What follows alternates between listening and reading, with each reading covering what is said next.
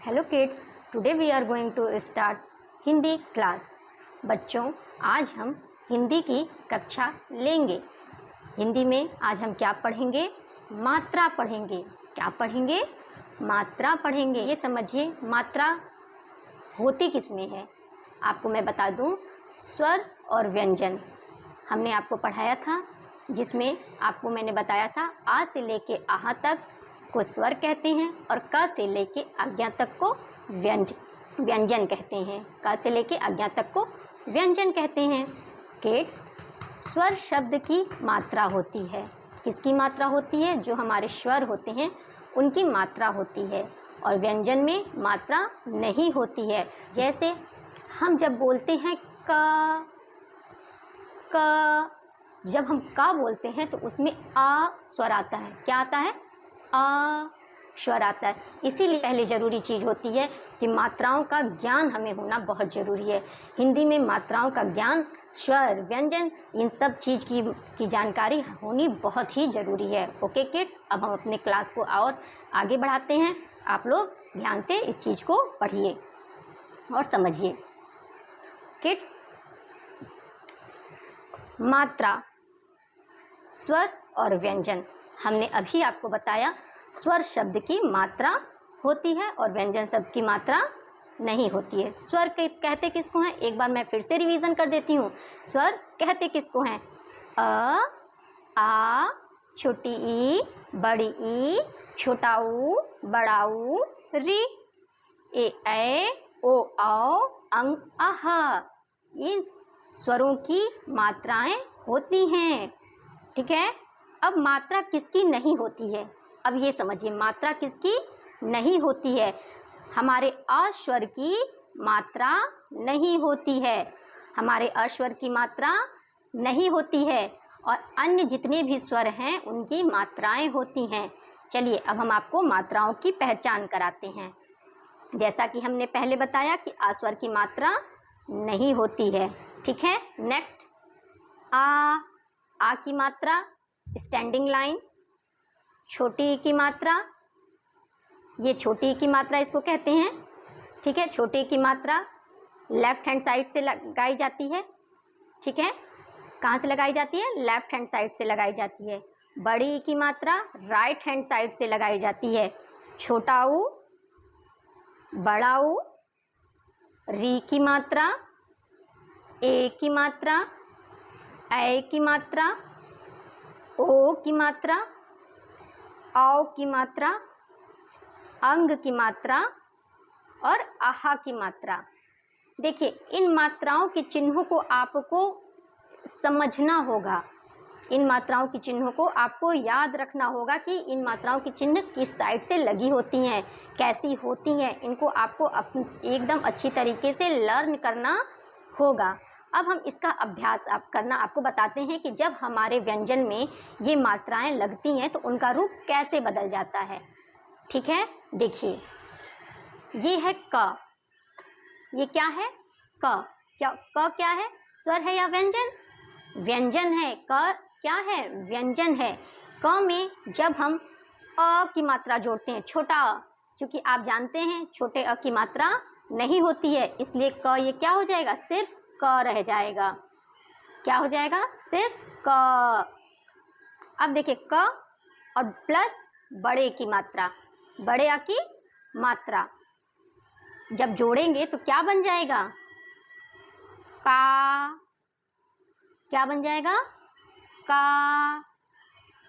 क में छोटी की मात्रा जोड़ेंगे तो क्या बन जाएगा? की।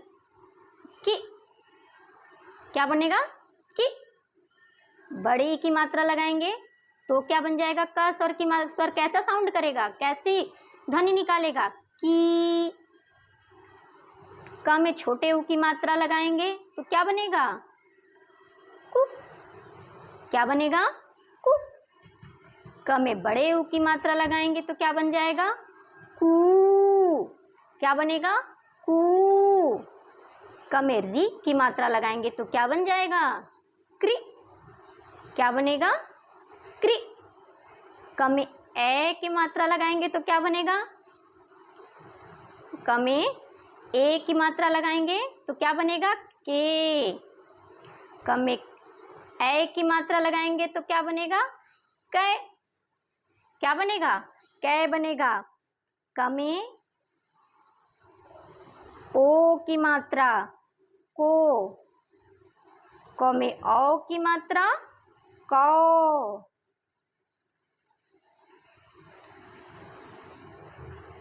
इतना तो आपको समझ में आया। जब हम अंग की मात्रा लगाते हैं तो क्या बनता है? कंग। कंग। क में अह की मात्रा लगाते हैं तो क्या बनता है? कह। कह। जैसा कि आप सबने देखा, जब हमारे स्वर की मात्राएं हमारे व्यंजन में लग जाती हैं तो हमारे व्यंजन का स्वरूप बदल जाता है। क्या हो जाता है? बदल जाता है। इसलिए व्यंजन को स्वर की सहायता लेनी पड़ती है।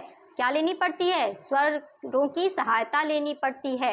यहाँ देखिए, मात्रा मैंने तो लगाया, यहाँ पे क, का, कि, कु, की, कु, कु, क्रि, के, कै, को, कौ, कं, कह।